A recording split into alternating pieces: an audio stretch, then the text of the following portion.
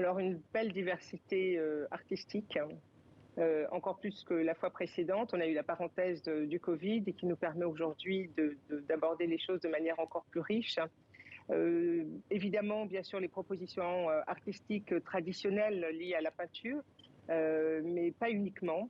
Nous avons par exemple un artiste qui vient développer ce qu'on appelle Op Art, qui est un travail méticuleux qui nous fait un peu penser à ce que les impressionnistes faisaient, mais qui est une technique différente et qui, sur le plan matériel, est très très prisée par les ventes sur Internet. Nous avons également du mapping, du son et lumière qui est réalisé avec les moyens numériques. Donc beaucoup d'offres artistiques très diversifiées. Les arts corporels également.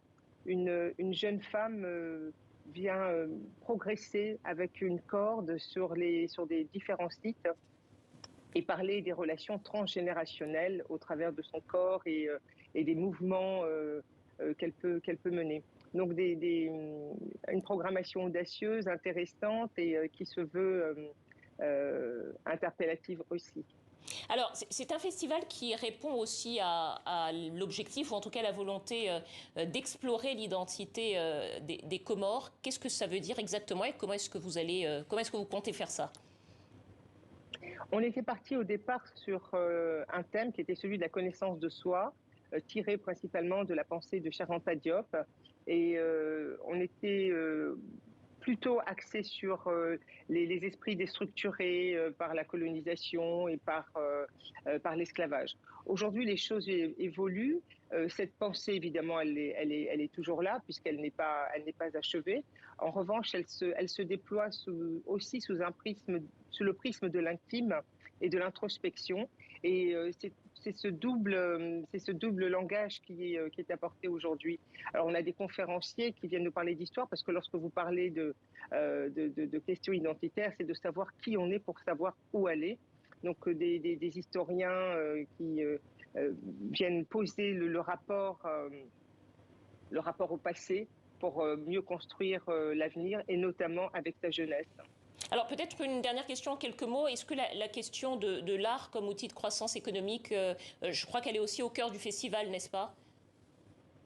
Absolument. Alors de cela, nous sommes très fiers parce que parler de l'art, amener un événement de cette nature, de cette envergure, dans un pays où cela semblait au départ peu probable, on est toujours sur la lancinante et récurrente question de la pauvreté qui ne s'associe pas avec les arts. Et bien tout au contraire, ce festival et le pays montrent que en s'impliquant dans cette voie, eh bien on crée de la croissance par les mouvements. Faire une exposition, vous le voyez par exemple, les tableaux, c'est de la menuiserie, c'est de l'outillage, c'est des locations de lieux, c'est du transport aérien, du transport local. Enfin, il y a un foisonnement d'activités économiques qui sont mises en mouvement et qui permettent à la population aussi de se croître. Alors là, par exemple, les hôtels sont remplis puisque nous avons des festivaliers et aussi du public qui nous accompagne. Voilà, et qui vous accompagnera et qui sera là donc sans doute jusqu'à lundi prochain. Je rappelle que le festival d'art contemporain des Comores commence ce lundi et se terminera le lundi 24. Merci à vous Fatima Ousseni, co-organisatrice de ce festival. Merci à vous.